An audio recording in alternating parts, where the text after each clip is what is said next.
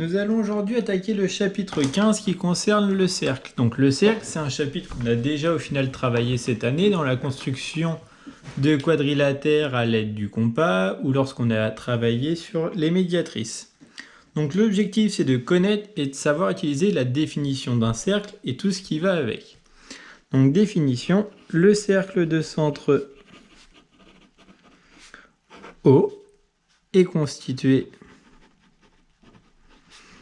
de tous les points équidistants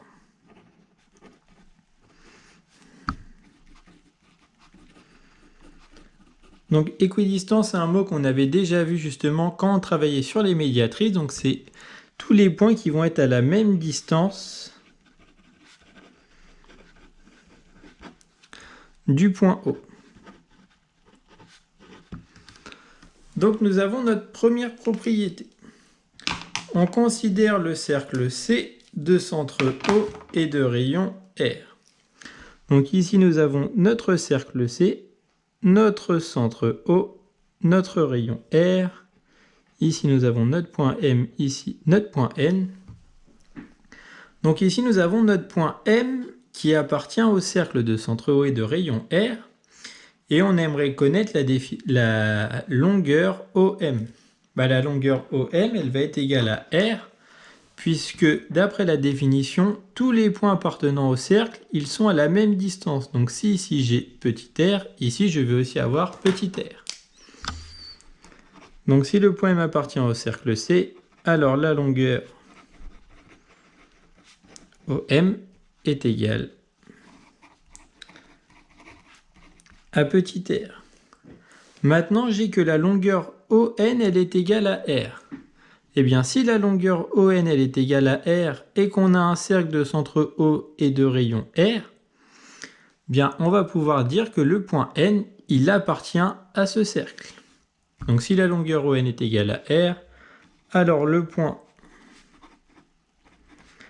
N appartient au cercle C.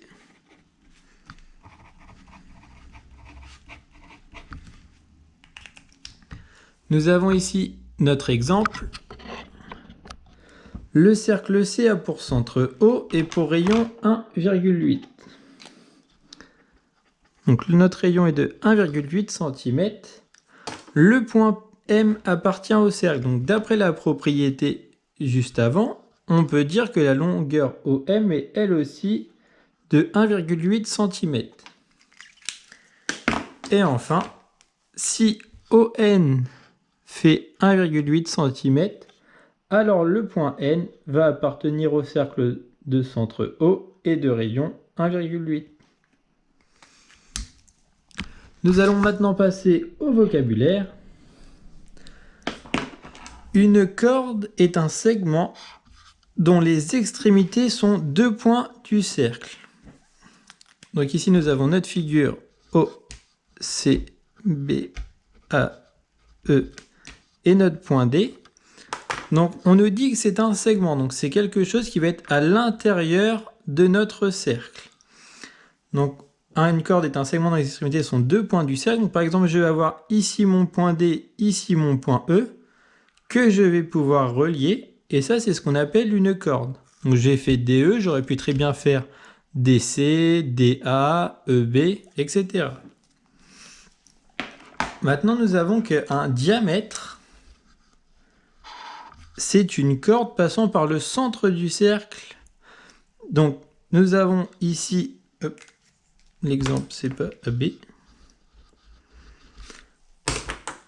Nous avons ici l'exemple d'une corde, et nous, on veut que notre corde, elle passe par le centre de notre cercle. Donc, par exemple, ici, nous avons AC. Mais on aurait pu très bien créer un autre diamètre, par exemple ici, ici. Donc en fait, des diamètres, il y en a une infinité. Le diamètre du cercle, c'est la longueur commune de tous ces diamètres. Donc tous les diamètres, c'est toutes les cordes qui vont passer par le centre de notre cercle et elles vont toutes avoir la même longueur. Si on regarde notre diamètre ici, AC, on n'a que le point O est au milieu. Donc cette longueur-là, elle va être égale à cette longueur-là. Nous avons que AO est égal à OC. Et AO et OC, au final, ce sont les rayons de notre cercle. Donc ce qu'on peut remarquer, c'est que le diamètre, ça va être 2 fois notre rayon. Et enfin, un arc de cercle, c'est une portion de cercle délimitée par 2 de ses points. Exemple, donc ici nous pouvons prendre CB, on aurait pu très bien prendre DE, AB, AC, DB, etc.